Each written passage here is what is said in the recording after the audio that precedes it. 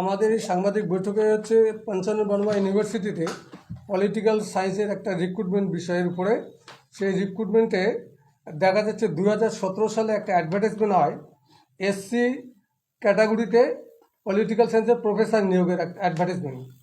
সেই অ্যাডভার্টাইজমেন্ট অনুযায়ী দেখা যাচ্ছে তার যা ডকুমেন্ট দেওয়ার কথা সেখানে এসসি সার্টিফিকেট সে জমা না দিয়েই ইন্টারভিউতে ফেস করে তাকে অ্যাপয়েন্টমেন্ট দেওয়া হয় 2018 সালে।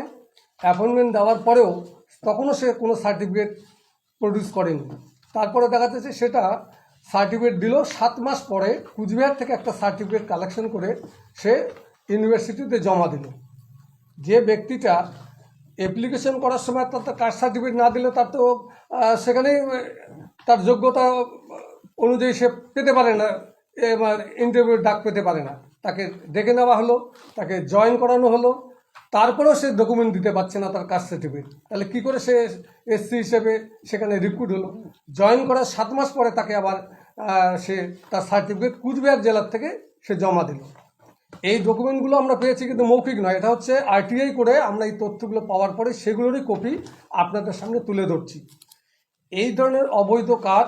এবং তারপরে দেখা যাচ্ছে সে একটা ডিক্লারেশন দিয়েছে তার অ্যাপ্লিকেশানে যে সে 14 সালে ওয়েস্ট বেঙ্গল কলেজ সার্ভিস কমিশনে একটা পরীক্ষা দিয়েছিলেন, সেখানে অ্যাসিস্ট্যান্ট প্রফেসর হিসাবে সে তার টপার হয়েছিলেন।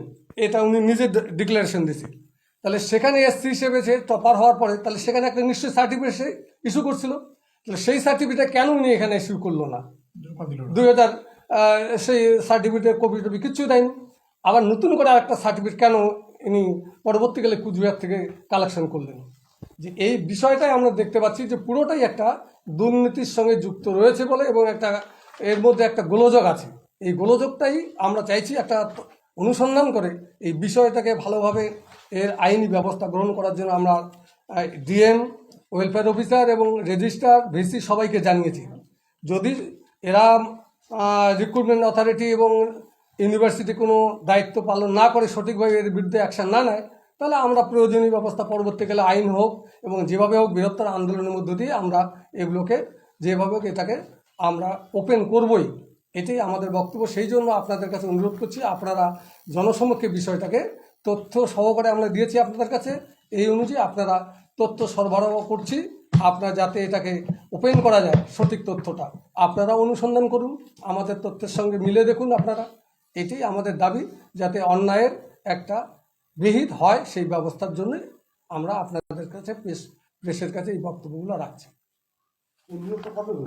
18 সালে এই সমস্ত তথ্য দেওয়া আছে, ডেট ওয়াইজ। হ্যাঁ, শুনেন, আমাদের আরটিআই করতে গিয়ে নানান রকম সমস্যার সম্মুখীন হতে হয়, সেটা দেখতে পাচ্ছি। আমরা পরবর্তীকালে আমরা জানতে পারলাম যে এই পরিস্থিতিগুলো তৈরি হচ্ছে। তারপরে আমরা নতুন করে আরটিআই করি, সেটা আমাকে মানে 2-3 মাস সময় লাগলো। একবার দিলাম সেটা আমাকে ঠিকভাবে উত্তর দিচ্ছে না, দ্বিতীয়বার দিলাম, তারপরে এইরকম করে 2-3 বার দেওয়ার পরে তারপরে আমাকে কিছু তথ্য দিল। এখনও সম্পূর্ণ তথ্য মেকআপ হয়নি। আবার আর একটা রিমাইন্ডার আমরা দেবো। বাকি তথ্যগুলো আমরা যে কোশ্চেন আকারে করেছি সেই কোশ্চেন আকারে উত্তর তারা দিচ্ছিল না, দিচ্ছে না এখনও। প্রয়োজন হলে সেক্ষেত্রেও আমরা দেখব যে ইউনিভার্সিটির এগেনস্টে আমরা প্রয়োজনে আইনের ব্যবস্থা নেব, কেন তারা তথ্য সরবরাহ করছে না। রাইট আমাদের আছে, আরটিআই অ্যাক্ট সেটা বলছে, অথচ ওনারা গোপন করছে, সব জিনিস ঘুরাচ্ছে আমাদেরকে। এই একজন শিক্ষকের আপাতত প্রফেসর হিসেবে, প্রফেসর ডাইরেক্ট প্রফেসর, কিন্তু অ্যাসিস্ট্যান্ট প্রফেসর না, প্রফেসর হিসেবে।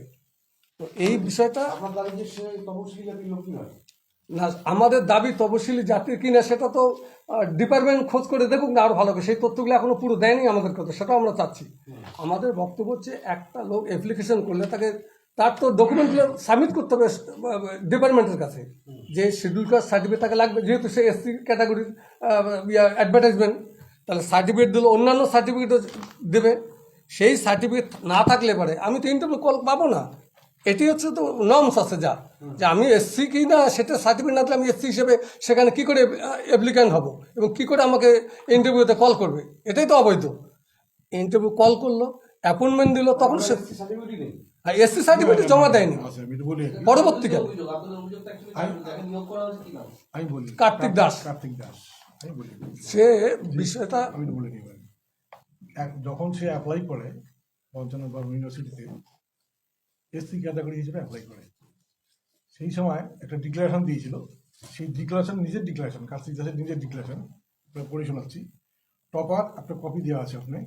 Topper both in unreserved and SC category in WBCSC মানে West Bengal college service commission provisional merit panel for assistant professor in the year 2014 political science. তাই সেই সময় SC হিসেবে যদি সে qualify করে থাকে, ইট ইজ অবভিয়াসলি এটা মানে ধরে নেওয়া যায় সেই সময় একটা সার্টিফিকেট দিয়েছিল, এসসি সার্টিফিকেট দিয়েছিল, ঠিক আছে? তার ডিক্লারেশন অনুযায়ী, আমাদের কথা নয় এটা। তাহলে পরে 2018-এ 1/2/2018 যখন সে জয়েন করলো, সে কোনো সার্টিফিকেট প্রডিউস করেনি। কারণ সেই সার্টিফিকেটের জন্ম হয়েছে 31/5/2018। জয়েনিং করার 5 মাস 7 মাস পরে 31/5/2018 সেটা আবার জমা দিয়েছে 2/7/2018-তে। 31/5/2018-তে সার্টিফিকেট ইস্যু করেছে কুচবিহার সদর SDO, ঠিক আছে? এবার তাহলে প্রশ্নটা হলো, উনি যখন 18-তে জয়েন করলেন, তাহলে তখন তার সার্টিফিকেট দেননি। 1/2/2018-তে জয়েন করেছেন, সেই সময় তাহলে কোনো সার্টিফিকেট দেননি। তাহলে সার্টিফিকেট ছাড়া কি করে একটা অ্যাপ্লিকেশন করতে পারে, আর সেই অ্যাপ্লিকেশনটা গৃহীত হয়? ইউনিভার্সিটি কি করে গ্রহণ করলো? এবং competent authority, that is selection body, তারাই বা কি করে তাকে ইন্টারভিউতে অ্যালাউ করলো? দ্বিতীয় কোশ্চেন। তৃতীয় কোশ্চেন, আলটিমেট সাবসিকুয়েন্টলি ইউনিভার্সিটি তাকে অ্যাপয়েন্টমেন্ট দিয়েছে উইদাউট এনি সার্টিফিকেট। সেই সার্টিফিকেটটা ইস্যু হয়েছে 31/5/2018-তে, সে জমা দিয়েছে 2/7/2018। এটা কি করে সম্ভব? তার নিজের ডিক্লারেশন অনুযায়ী এগুলো গণ্ডগোল মনে হচ্ছে। এই মতো অবস্থায় আমরা সমস্ত RTA যে রিপোর্টগুলো আপনাদের কাছে জমা দিয়েছি, এই মতো অবস্থায় আপনাদের কি মনে হয় আপনারা চিন্তা ভাবনা করে দেখুন। এবং আমরা যেটা মনে করছি, সেই এসসি সার্টিফিকেট হলেও, এসসি হলেও, আপনি যেটা প্রশ্ন করলেন, এসসি হলেও তাহলে সেই সময় তিনি কোন এসসি ছিলেন, কোথাকার এসসি ছিলেন? আর আমরা যেটা শুনেছি, ওনার বাড়িটা ঠিক এখানকার নয়, যেটা শুনেছি আমরা, আমাদের কাছে কোনো রেকর্ড নেই, কিন্তু উনি নাকি আসামের লোক বলে শোনা যাচ্ছে। প্রথম উনি মাথাভাঙা কলেজে চাকরি করছেন, ওখান থেকে ছেড়ে দিয়ে উনি চকচকানা কোথায় একটা কলেজ আছে সেখানে আবার চাকরি করছেন, তারপরে শামুকতলা, তারপরে উনি এই পঞ্চানন বর্মা ইউনিভার্সিটিতে জয়েন করেন 2/7/2018-তে। আমাদের প্রশ্ন হলো, এতগুলো ঘোটালা হলে সেই সময় তিনি কোন সার্টিফিকেট প্রডিউস করেছিলেন, যখন কোন ক্যাটাগরি হিসেবে জয়েন করেছিলেন মাথাভাঙা কলেজে, এবং শামুকতলার ওখানে কলেজ আছে, সেই কলেজটা তিনি কি হিসেবে জয়েন করেছেন?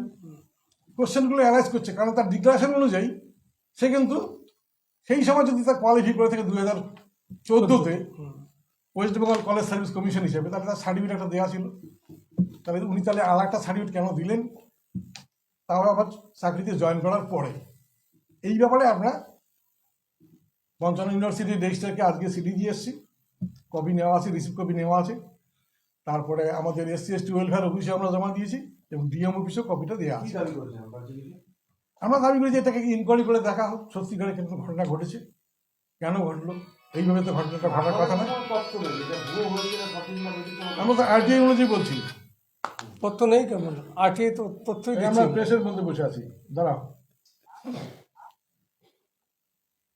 বন্ধ করে সেই তথ্য আপনারা যে তথ্য জোগাড় করেছেন, RTA, সেই তথ্য তো সঠিক তথ্য।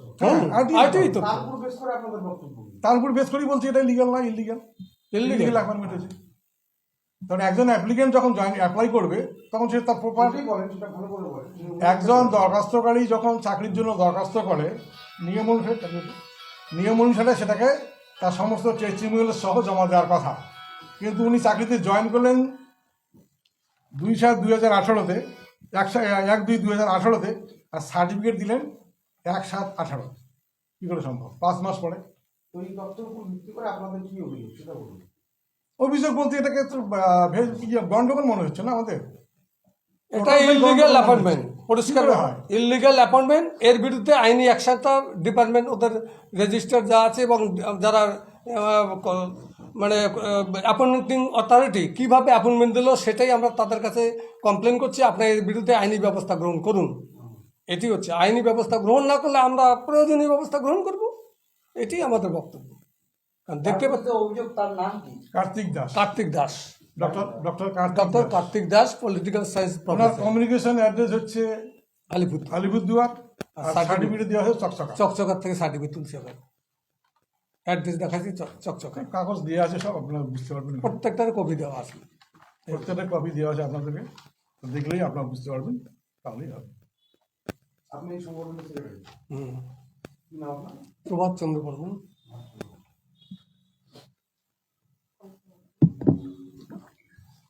ফোন নম্বরটা পাওয়া যায়?